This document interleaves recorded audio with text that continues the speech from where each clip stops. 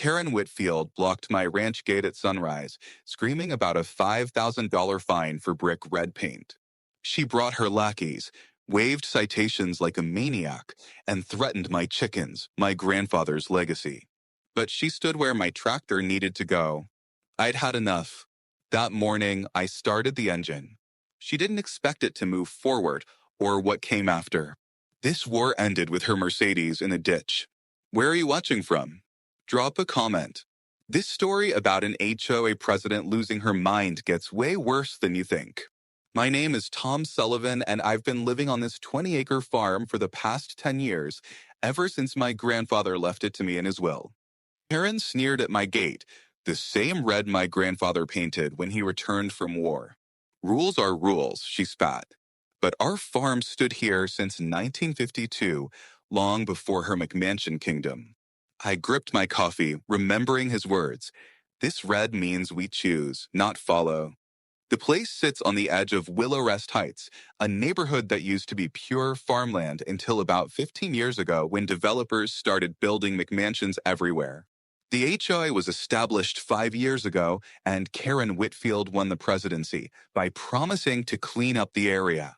What she really meant was turning our diverse community into her personal kingdom of beige conformity. That morning started like any other. I was feeding my chickens, enjoying my coffee, when I heard the unmistakable sound of Karen's white Mercedes pulling up to my gate. She wasn't alone either. She'd brought her usual entourage of 3 board members who followed her around like lost puppies. Karen stepped out wearing her signature power suit, the one she probably bought back when she was still a mid-level insurance manager before her husband left her for someone younger and the company restructured her out of a job. Her eyes were hollow, rage masking something shattered. Later, I'd learn her cat's cancer broke her, but then, she was just the woman killing my rooster's sleep. She clutched her clipboard like a weapon and started taking photos of my gate from every conceivable angle. Mr. Sullivan, she announced in that voice that could strip paint. You have 72 hours to repaint this monstrosity. The approved color palette for our community includes beige, white, or gray. This, she gestured dramatically at my gate. This red is a violation of our community standards. I took a slow sip of my coffee and reminded her that the farm had been here since 1952, long before her precious HOA existed. The red gate had been a Sullivan family landmark for 3 generations. My grandfather painted it that color when he came back from the war. Said it reminded him of the barn back in Ireland where his father was born. I don't care if your gate is older than dirt, Karen snapped, reading from her clipboard like she was pronouncing a death sentence. The rules are the rules. Article 4, Section 2 clearly states that all exterior fixtures must conform to the approved color scheme. I just smiled and told her she was welcome to take me to court if she wanted. Her face went from red to purple, and I swear I could see a vein throbbing in her forehead. You'll regret this attitude, Sullivan. I have more power than you think. But it was what she said next that really got my attention. As she turned to leave, she spun back around with a nasty smile and added, "Oh, and I'll also be reporting your chickens." Keeping livestock in a residential area is a clear violation of Ordinance 7.3. As her Mercedes disappeared down the road, I stood there holding my coffee mug, watching my Heritage Rhode Island Reds pecking around the yard. These weren't just chickens. They were descendants of the flock my grandfather started. Everything on this farm had history meaning. But to Karen, it was all just violations and fines. My phone buzzed with a text from an unknown number. She won't stop there. There's someone behind her. I stared at the message, wondering who sent it and what they meant. Who was behind her? The answer would cost me my gate and nearly my life. That evening, I sat on my porch looking at the red gate, remembering my grandfather's words. That red gate is a reminder that we're free to choose, not just follow the crowd. He painted it that color in defiance of the local busybodies who wanted everyone's farm to look the same, even back then. Some things never change, I guess. Except now the busybodies had organizing committees and legal documents. I could hear my neighbor Carlos Rodriguez working in his auto shop next door. He'd had his own run-ins with Karen when she fined him $2,000 for keeping a car in his driveway for more than 48 hours while his wife was giving birth. The woman had no soul. As the sun set behind the hills, painting the sky the same color as my gate, I made a decision. Karen Whitfield might have her HOA and clipboard and her rules. But I had something she didn't. A community that was getting sick of her tyranny. I just didn't know yet how sick they really were or how far Karen was willing to go to establish her perfect beige empire. But I was about to find out. The next morning, I called my old college buddy, David Bradley, who'd become a pretty successful lawyer up in Austin. When I explained the situation, he actually laughed out loud. Tom, your farm's been there since 1952. She can't touch you. You're what we call grandfathered in, which means you existed before the rules, so you're exempt from them. That sounded great in theory, but Karen Whitfield didn't seem like the type to let little things like laws stop her from getting what she wanted. And I was right to be worried. Over the next 3 days, my mailbox became a portal to hell. Every morning there'd be a new stack of violation notices, each more ridiculous than the last. Day 4, a citation claimed my rooster's crow violated decibel limits with a photoshopped graph. Day 6, $250 for non-certified eggs. By week's end, $8,450 in fictional fines. Karen wasn't just bankrupting me, she was erasing 70 years of history. The most absurd part was the level of detail in each citation. One actually specified that my grass was 4.2 inches tall in the northeast quadrant of my property, as if Karen had been out there with a ruler and a compass. Another claimed my rooster crowed at excessive decibel levels and included a poorly photoshopped graph of sound measurements. She'd even cited me for having the wrong type of mailbox post, claiming the wood grain pattern was visually disruptive to the neighborhood aesthetic harmony. I couldn't help but laugh at that one. My mailbox had been there longer than most of the houses on the street. I spent an entire day photographing everything she'd cited, comparing her notices to the actual HOA bylaws I downloaded from the county website. Turns out 90% of her violations didn't exist anywhere in the official documentation. The real rules were pretty basic stuff about not leaving trash out and keeping noise down after 10 p.m. Nothing about gate colors, nothing about chickens, and definitely nothing about tractor parking. Karen was literally making up rules and hoping I'd be too intimidated to check.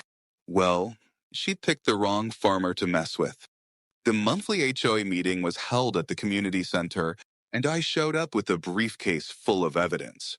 The room was packed, which was unusual since most people avoided these meetings like the plague. Karen sat at the head table like a queen holding court, practically glowing as she called the meeting to order.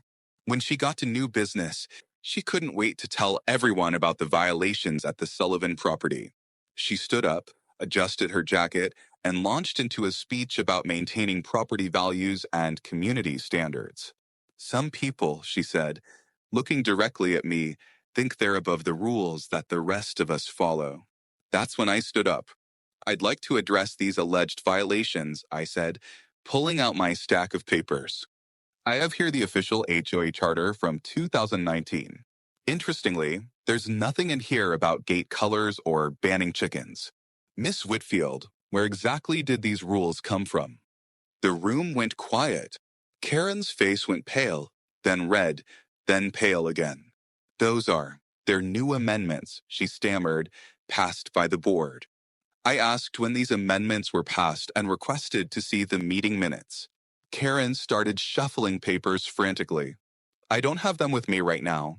That's when Judge Harold Thompson, who'd been silent in every meeting I'd ever attended, suddenly spoke up in that commanding voice that had probably intimidated countless defendants over his 40-year career. I'd like to see those minutes, too, Karen. As a founding member of this HOA, I don't recall voting on any such amendments. In fact, I don't recall any board meetings where these were discussed. It's time we had some real transparency here. The crowd started murmuring. Dorothy Mills, who usually supported Karen in everything, suddenly piped up. Actually, now that you mention it, I got fined for my roses being the wrong shade of pink. I thought it was odd. Carlos had been live streaming the whole meeting on social media, and the comments were pouring in faster than he could read them. Later, he showed me some of the best ones.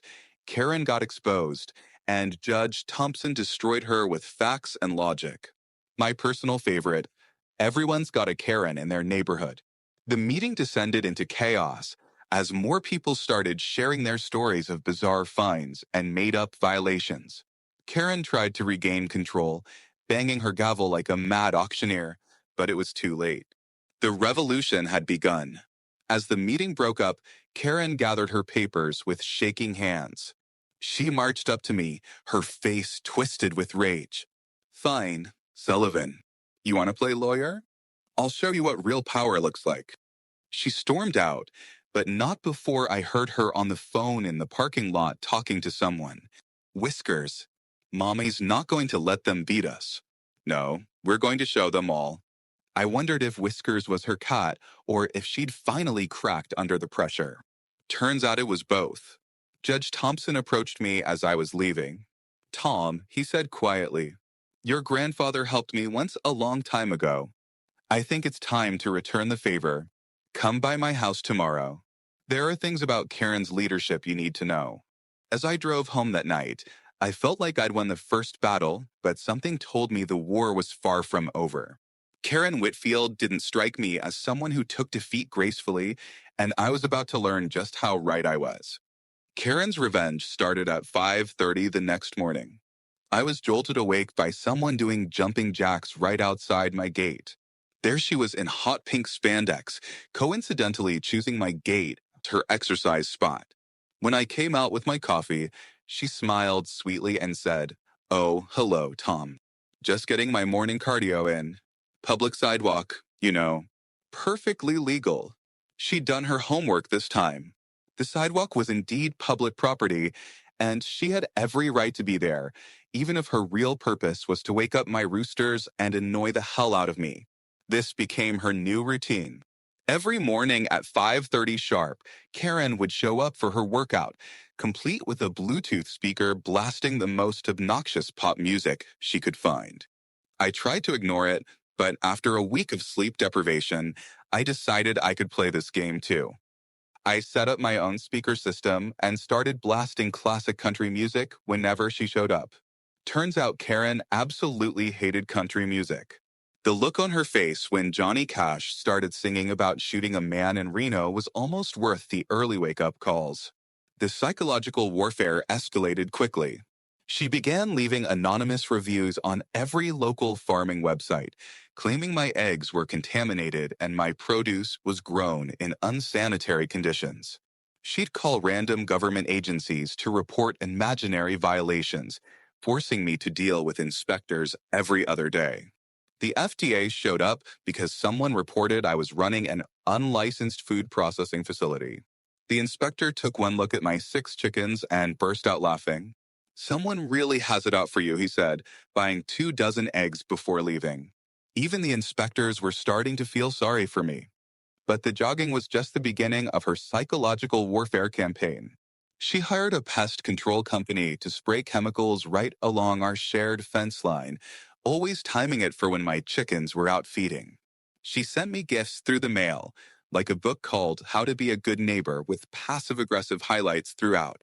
My personal favorite was when she anonymously reported my farm to the health department, claiming I was running an illegal egg operation. The inspector who came out bought 2 dozen eggs and asked for my card. Then came the lawsuit. Karen officially filed a civil suit against me, claiming my farm was damaging property values, creating noise pollution, and violating community aesthetic standards. She held a press conference on the community center steps, telling anyone who'd listen that she was representing 73% of residents who wanted the Sullivan farm gone. Carlos interrupted to point out that he'd done an informal survey and only found 5 people who supported her, including herself. Karen's response was classic. Silence equals consent. The local news crew that showed up seemed more amused than anything else. One rainy night, about 2 weeks into our war, I noticed Karen's car parked outside my property, lights off, just sitting there. It was past midnight, and something about it bothered me. I walked out and tapped on her window. She jumped, quickly wiping her eyes. For a moment, I saw something I hadn't expected. Vulnerability. "Are you okay?" I asked. She stared straight ahead for a long moment before responding. "Today would have been my anniversary," she said quietly. 20 years. He left me for his secretary. Classic, right? I stood in the rain, unsure what to say. She continued, almost talking to herself. "You know what the worst part was? He said I was too controlling. Said I sucked the joy out of everything." She laughed bitterly. Maybe he was right. Maybe that's why even Whiskers got cancer. Too much stress living with me. She was rambling now, grief and exhaustion breaking through her usual armor. "I used to be different, you know. I used to laugh. I'd grow flowers just because they were pretty, not because they matched some color scheme." For just a second, I felt sorry for her. Here was a woman who'd lost her marriage, her job, and apparently her grip on reality. But before I could say anything sympathetic, her walls went back up. "Don't think this changes anything, Sullivan. Whiskers, and I don't need your pity." She started the car and drove off, leaving me standing in the rain, wondering if there was more to Karen's crusade than just power tripping. But any sympathy I might have felt evaporated the next day when I came home to find catastrophe waiting for me. Carlos called me, panic in his voice. "Tom, you got to get back here now." Karen's lost it completely. I drove home at dangerous speeds, arriving just in time to see my grandfather's 70-year-old gate falling to the ground. Karen had hired a crew to cut it down while I was at the feed store. The splintered would cut my palm, same grain my father taught me to sand. Grandpa's initials, carved in 58, now lay in mud. Karen smiled. "Traffic hazard," she lied. That gate survived wars, droughts, but not HOA tyranny. This wasn't just property damage. This was an attack on my family's history. That gate had stood through storms, droughts, and decades of change. My grandfather had carved his initials in it. My father had taught me to paint by helping him refresh that red coat every summer. I knelt down and picked up a broken piece, my hands shaking. For the first time since this whole mess started, I felt tears stinging my eyes. My grandfather used to say that gate would stand as long as there was a Sullivan on this land. Now it was just splinters and memories. Karen stood there with her clipboard, not even trying to hide her satisfaction. The court issued a temporary order allowing me to remove public safety hazards, she announced. Your gate was a traffic visibility issue. Behind her, the work crew looked uncomfortable, like they knew they'd been part of something wrong. You had no right, I said, my voice barely above a whisper. Karen's response was to scream. I have every right. This is a civilized neighborhood, not your personal petting zoo. I stood up slowly, my fists clenched so tight my knuckles were white. For one moment, I wanted nothing more than to wipe that smug smile off her face. But then I saw Carlos recording everything, and I forced myself to take a deep breath. Violence wasn't the answer, but justice, that was definitely on the menu. As Karen strutted away like she'd won the war, she called back over her shoulder. I'm making this neighborhood better, Sullivan. You'll thank me someday. Carlos put his hand on my shoulder as we watched her go. Don't worry, amigo. Everyone saw what she did. This isn't over. He was right. The video of Karen destroying my historic gate was about to change everything. Sometimes the best revenge isn't getting even. It's letting the whole world see exactly who your enemy really is. The video Carlos posted was simple but devastating. He titled it 70 Years of History Destroyed in 70 Seconds. And it showed everything. Karen's smug face, the workers cutting down my gate, me kneeling in the wreckage. Within 6 hours, it had 10,000 shares and counting. The comment section exploded with outrage. The top comment read, I've lived here 40 years. Mr. Sullivan let everyone borrow his tractor when they needed it. Karen, 5 years of nothing but fines and misery. The response was overwhelming. People I'd never met started showing up at my farm with support. A local woodworker offered to help rebuild the gate free of charge. The Historical Society began documenting the farm's significance to the area. Even the contractor who'd cut down the gate came by to apologize, explaining that Karen had shown him official-looking paperwork and threatened to sue his company if he refused. I should have known something was off, he said, clearly distressed. That gate was a piece of art. I'm truly sorry. I appreciated his honesty. He was just another person Karen had manipulated with her fake authority. Judge Thompson called and asked me to come by his house that evening. When I arrived, he was sitting in his study, surrounded by legal books and old photos. He handed me an aged envelope with shaking hands. Tom, in 1994, I was falsely accused in a lawsuit that could have cost me everything. Your grandfather loaned me money for a lawyer, interest-free, no questions asked. I owe your family a debt I can never fully repay. He paused, then pulled out a USB drive. This is my chance to honor that debt. Karen's been falsifying HOA documents. I have proof. The evidence was damning. Email threads between Karen and her lawyer discussing how to create new regulations. Bank statements showing suspicious withdrawals from HOA funds.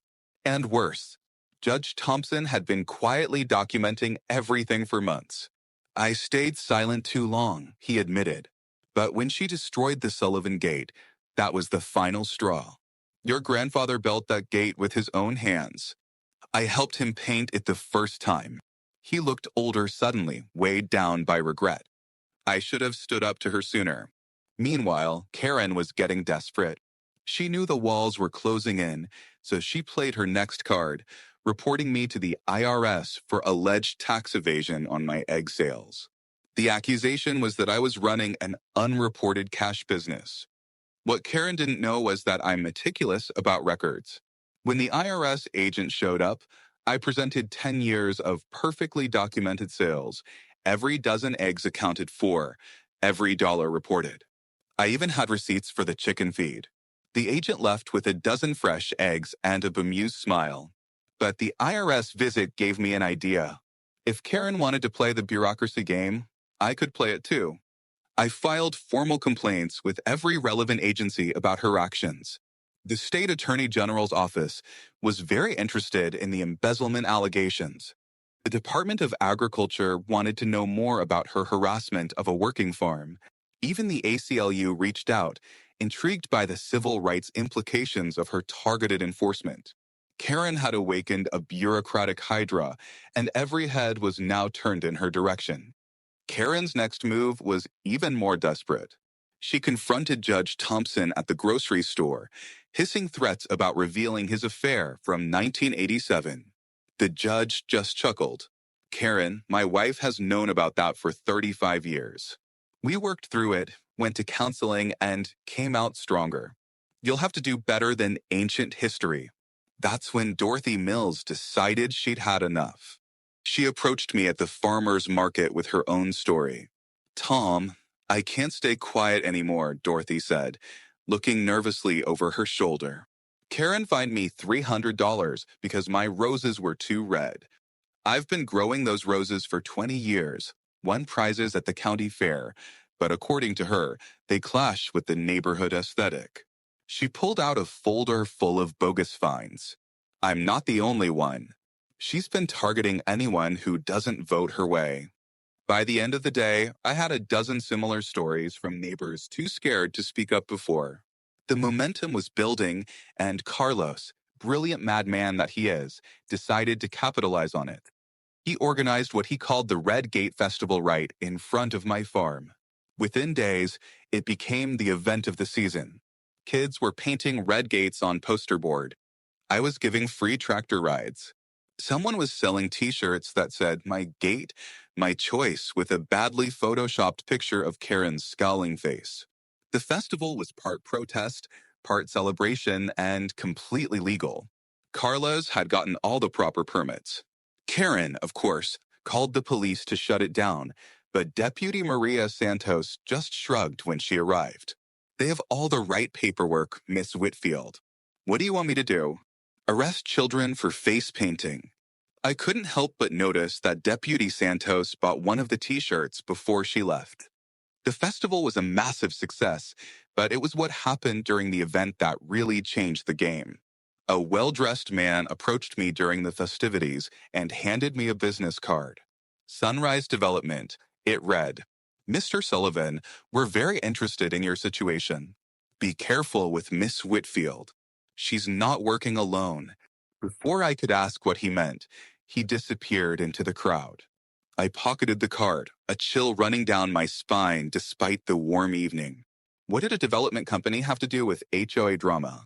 That night, after the festival ended and the crowds went home, Carlos, Judge Thompson, and I met in my kitchen. The evidence was spread across my table like a battle plan. They think we'll cave to her fake fines, Carlos said, grinning. But wait till they see this. He held up a new USB drive. Every financial record from the HOA for the past 5 years. Guess what? Karen's been using HOA funds like her personal shopping account. $47,000 for community improvements that coincidentally matched the price tags at luxury boutiques. Judge Thompson leaned back in his chair. The emergency HOA meeting is in 2 days. Karen sent out emails threatening $5,000 fines for anyone who supports you. He smiled grimly. She's panicking. Desperate people make mistakes. As they left that night, I stood in my ruined gateway looking at the stars. The war wasn't over. But for the first time since it started, I felt like we might actually win. Karen Whitfield had awakened something in this community, the realization that one person's tyranny could only continue if everyone else stayed silent. And silence, it seemed, was no longer an option. The emergency HOA meeting was standing room only. People who hadn't attended in years showed up, and the tension in the air was thick enough to cut. Karen sat at the head table, her usual confidence cracking around the edges. She had applied her makeup heavier than usual, trying to hide the stress, but her hands shook as she called the meeting to order. Before we begin, she announced, her voice pitched too high, I want to remind everyone that supporting violations of HOA rules carries serious financial consequences. I let her finish her threat before standing up. I'd like to present some information to the community, I said, pulling out my laptop. May I use the projector? Karen's eyes narrowed, but she couldn't refuse without looking worse.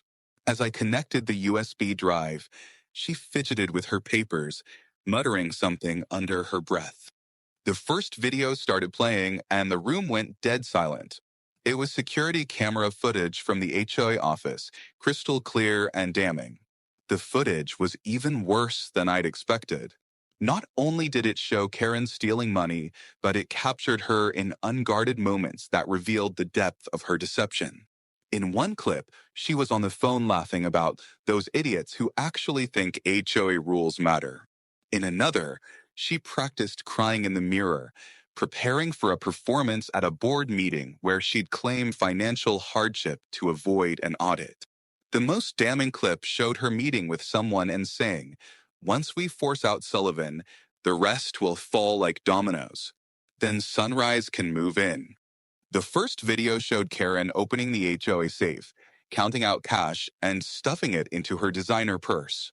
The second showed her practicing board member signatures on official documents.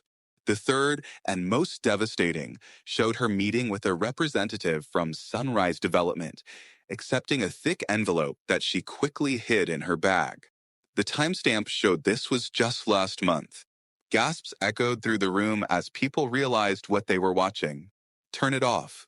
Turn that off right now. Karen lunged for the laptop, knocking over her water glass in the process. But the projector was still running, and I'd brought a backup power source just in case. Did you really think nobody was watching, Karen? I asked calmly. Did you think you could steal from your neighbors forever? She spun to face Judge Thompson, her face contorted with rage. You set me up. The judge stood slowly, his voice carrying the authority of 4 decades on the bench. 6 months ago, I installed security cameras in the HOA office, he announced. Completely legal, as board members have the right to monitor community property. I'd suspected financial irregularities for some time. He paused, letting that sink in. What I found was worse than theft. Karen has been systematically targeting longtime residents, trying to force them out. Why? Because her brother Richard is CEO of Sunrise Development, and they want to turn our neighborhood into a high-end resort. The crowd's reaction was explosive. People were shouting questions, demanding to know how long this had been going on. One elderly resident stood up shakily and revealed that Karen had tried to fine him $10,000 for his wheelchair ramp being the wrong shade of beige. Another woman shared how Karen had threatened to put a lien on her house over unpaid fines for having bird feeders. Stories kept coming, each one worse than the last. It became clear that Karen's persecution of me was just the most visible part of a much larger scheme. The room erupted. People were shouting, demanding answers, calling for police. In the chaos, Karen seemed to shrink into herself. Then, suddenly, she collapsed into her chair and started sobbing. Not the fake tears of manipulation, but real, ugly crying. You don't understand, she wailed. I have nothing left. My husband left me, took everything in the divorce. The company laid me off, said I was redundant. Even Whiskers, my cat, the only thing that loved me, died last year. The HOA was all I had left. It made me feel important again. For a moment, the room wavered between sympathy and anger. Then Karen's head snapped up, makeup running down her face, eyes wild. But if I'm going down, I'm taking every last one of you with me. She grabbed her phone and dialed 911. Help me. Tom Sullivan is attacking me. He has a weapon. She screamed into the phone, but her performance was interrupted by Deputy Santos walking through the door. She'd been standing outside the entire time, tipped off by Judge Thompson. Mrs. Whitfield, Deputy Santos said calmly, filing a false police report is a serious crime. You have the right to remain silent. As she read Karen her rights, the HOA president went through all 5 stages of grief in about 30 seconds. First, denial. No, I'm the president. I have authority. Then, anger. You're all jealous of me. Bargaining came next. Wait, we can work this out. I'll drop all the fines against Sullivan. Then depression. Nobody understands what I've been through. But she never quite made it to acceptance. The scene was surreal. Here was a woman who had terrorized the neighborhood for years, finally facing consequences. But instead of going quietly, she made one last desperate play. Fine, she screamed. But you should know that everything I did was legal. My brother's lawyers made sure of that. You can't prove anything. Those videos could be fake. Deepfakes are everywhere now. She was grasping at straws, but her mention of lawyers made several people in the crowd nervous. Did she have a point? Could she somehow wiggle out of this? Judge Thompson smiled grimly and pulled out another document. Actually, Karen, I took the liberty of having these videos authenticated by a forensic expert.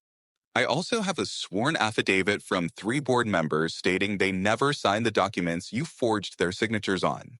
And as for your brother's lawyers, well, they'll be busy with their own problems once the FBI finishes investigating Sunrise Development for racketeering. The color drained from Karen's face as she realized the full scope of her situation.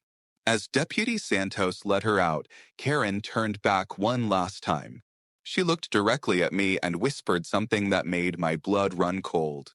Your tractor will be the last thing you ever see. I didn't understand what she meant, but Judge Thompson patted my shoulder. Empty threats from a desperate woman, he said. Don't let her get in your head. But something about the way she'd said it, the absolute certainty in her voice, left me uneasy. With Karen removed, the HOA board held an emergency vote. 47 out of 50 members voted to remove her from office immediately. 49 voted to void all her made-up regulations, and all 50 voted to compensate me for the destroyed gate. It felt like justice, but incomplete. As people filed out, congratulating me and sharing their own stories of Karen's tyranny, I couldn't shake the feeling that this wasn't over. Carlos noticed my mood. Hey, you won, amigo. Why the long face? I showed him the text I'd received during the meeting from the same unknown number as before. The sister is worse than the brother. Watch your back. Carlos frowned. Sister?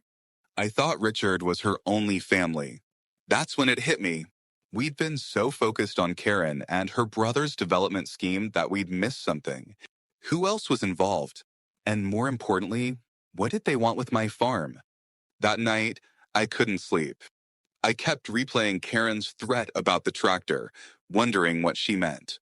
Around 3 a.m., I gave up and went to check on the old John Deere. It sat peacefully in the barn, a 1952 model that had belonged to my grandfather. I ran my hand over the faded green paint, remembering all the times I'd ridden on it as a kid. Whatever happens, I said to the empty barn, we'll face it together. Little did I know how prophetic those words would be. 48 hours after the meeting, Karen was out on bail with a restraining order keeping her 500 feet away from Willow Rest Heights. But Karen Whitfield didn't become HOA president by following rules she didn't like. I woke at 5 a.m. to the sound of an air horn. Looking out my window, I saw her standing exactly 501 feet from my property line, measured to the inch, holding a megaphone. Sullivan, she screamed. I'll be here every day, every hour, until you give up. She couldn't enter Willow Rest, but she'd found other ways to torment me. She hired trucks with LED billboards to circle the neighborhood, declaring Tom Sullivan destroys communities. She called from burner phones at all hours, hanging up when I answered. Anonymous letters arrived threatening to burn down my chicken coop. I was exhausted, but I refused to break. This farm had survived worse than a bitter woman with too much time on her hands. The harassment escalated in ways I hadn't anticipated. Karen hired a drone operator to fly over my property at all hours, supposedly documenting code violations, but really just trying to spook my chickens and disrupt my sleep. She created fake social media accounts to spread rumors about my farm producing contaminated eggs and diseased chickens. Local restaurants that had been buying my eggs for years started calling, concerned about the online reviews claiming people had gotten sick. I had to spend hours on the phone reassuring them, providing health inspection certificates, and explaining the situation. Some believed me, others decided it wasn't worth the risk.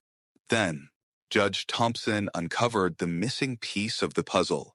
He called me over, excitement and worry mixing in his voice. Tom, I've been digging into Sunrise Development. The CEO isn't just Richard Whitfield. He has a partner, a silent investor who owns 51%. He showed me the corporate filing.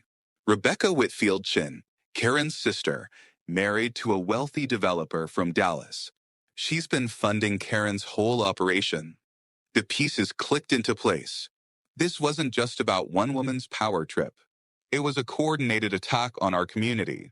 They've been planning this for years, Judge explained, showing me more documents. Buy out the old-timers. Force out anyone who won't sell. Turn the whole area into a resort. Your farm is the crown jewel. 20 acres of prime land with historical significance. They need it to make their project work. I felt sick. All those fines, the harassment, the destroyed gate, it was all part of a bigger plan. And we'd only been fighting the foot soldiers. 3 nights later, I woke to the smell of smoke. The chicken coop was on fire. I ran out in my boxers, grabbing the garden hose, yelling for help.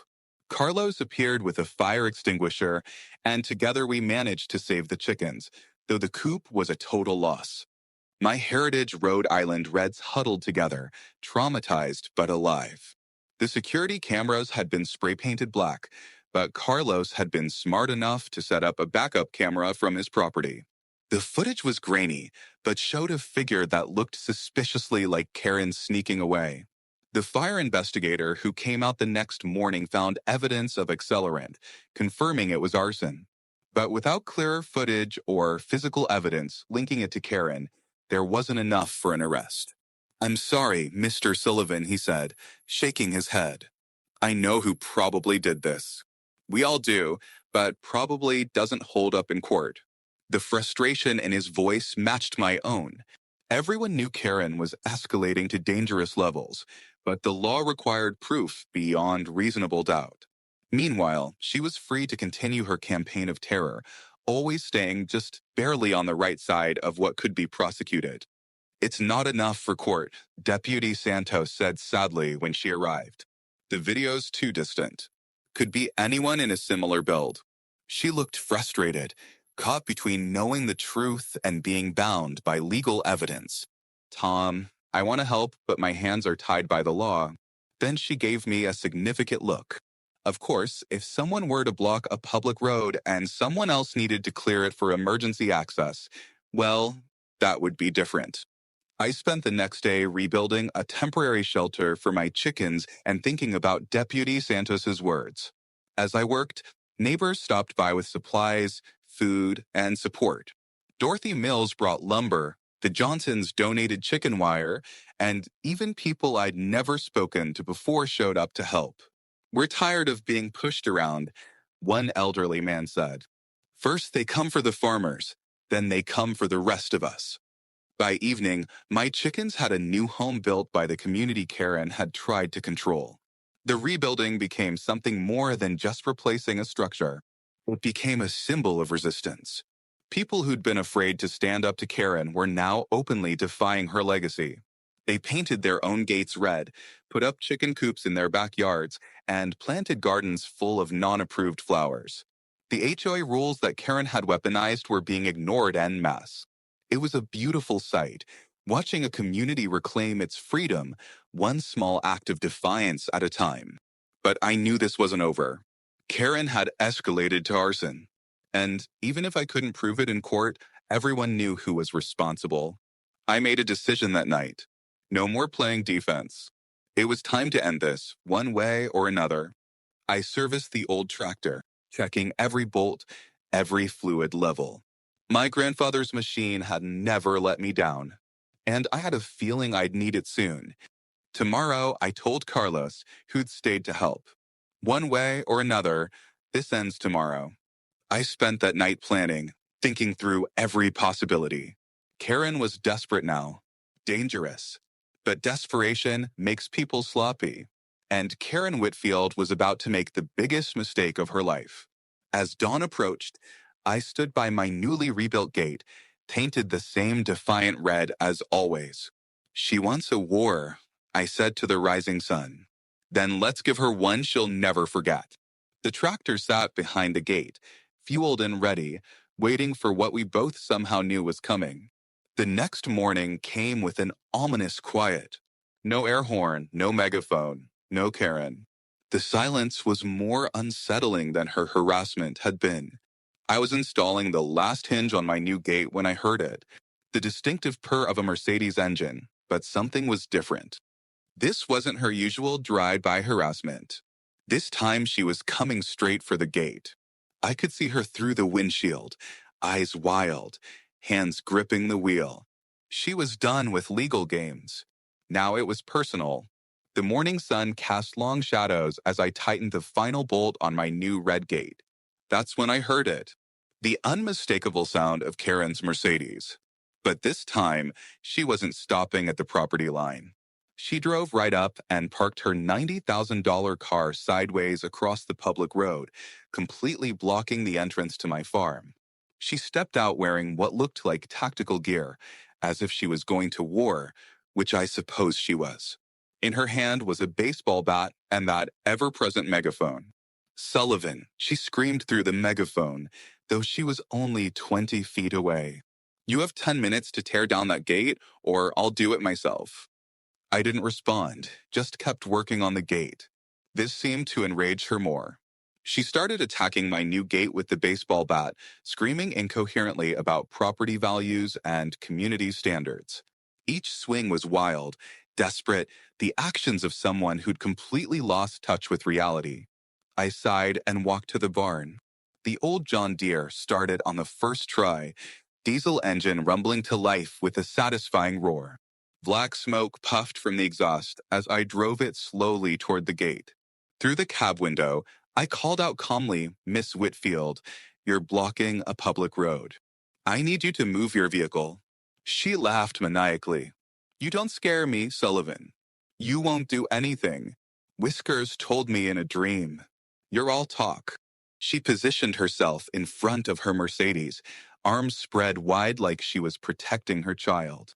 "You will have to go through me first," she screamed. "I'm not moving until that gate comes down." I put the tractor in neutral, letting it idle. "Miss Whitfield, you're illegally blocking a public road. I have the right to clear it for emergency access. This is your last warning." She laughed again, that unhinged cackle that had probably scared her ex-husband away. "You don't have the guts, Sullivan. You're weak, just like your grandfather." That did it. Nobody insulted my grandfather. I put the tractor in gear and let out the clutch. The 5-ton machine began rolling forward at 1 mile per hour, 2 miles per hour, 3. Karen's triumphant smile started to falter. "You're bluffing," she shrieked, but her voice cracked. "For miles per hour." 5.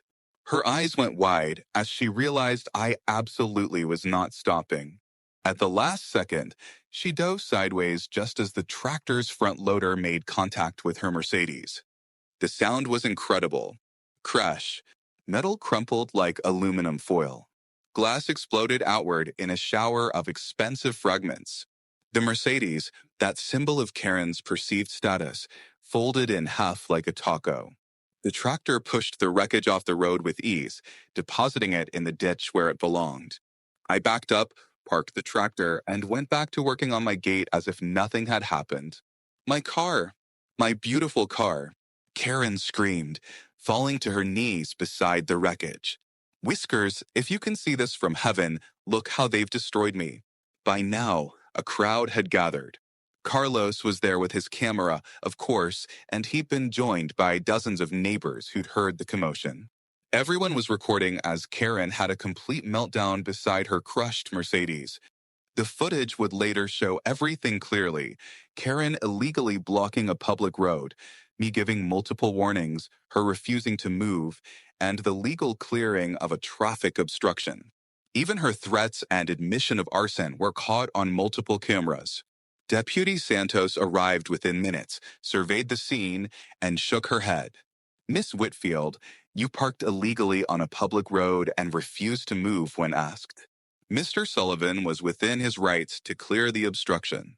She looked at the cameras surrounding us. "Also, I'll need to review that footage. I heard something about Whiskers telling you things in dreams and maybe an admission about a recent fire." Karen's face went from red to white. She just confessed to arson in front of dozens of witnesses and cameras. As Karen sat in the dirt, cradling a broken Mercedes hood ornament, more papers fell from her car. Judge Thompson picked them up, his eyes widening. "These are contracts with Sunrise Development. She was getting $500,000 to deliver the neighborhood." He read further, "including a bonus for acquiring the Sullivan farm by any means necessary." But then came the real kicker. "Wait, this is signed by Richard Whitfield as CEO. But there's another signature. Rebecca Whitfield Chen, majority owner. The sister behind it all." Karen looked up at us, makeup smeared, clothes dirty, completely broken. For the first time, she spoke without screaming. "You don't understand. Rebecca promised I'd be somebody again. Run the resort, have a real job, matter to people." She started crying, but these weren't manipulative tears. This was the complete breakdown of a woman who'd lost everything, including her mind. She said I was useless, that this was my only chance to be worth something. "Even in jail, I'll still be nobody, just like Richard and Rebecca always said." "Mrs. Whitfield," Deputy Santos said, not unkindly, "you're under arrest for arson, filing false police reports, embezzlement, and conspiracy to commit fraud. You have the right to remain silent." As she was led away, Karen turned back one last time. "I just want it to matter," she whispered. "That's so wrong?" I felt a pang of sympathy. In her twisted way, Karen was a victim too, used by her siblings for their greed. But that didn't excuse what she'd done. 1 month later, at Karen's sentencing, the prosecutor asked if she felt remorse. She sat quietly for a long moment before answering. I regret not stopping when I had the chance. I regret letting my family use my pain for their profit. I regret hurting good people. She looked at me in the gallery. If someone had reached out earlier, maybe things would be different. But maybe not. Some people are just too broken to fix.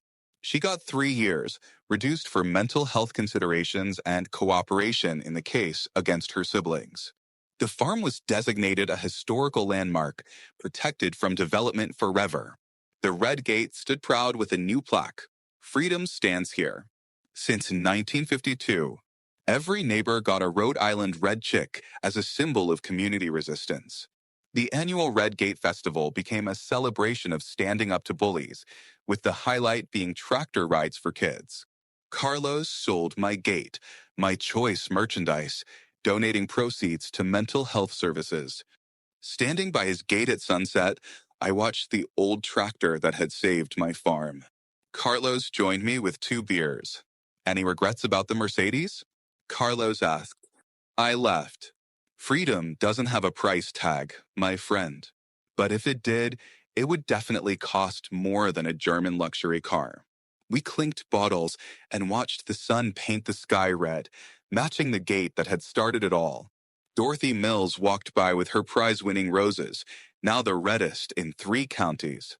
See you at next year's festival, boys. I'm entering the reddest garden contest.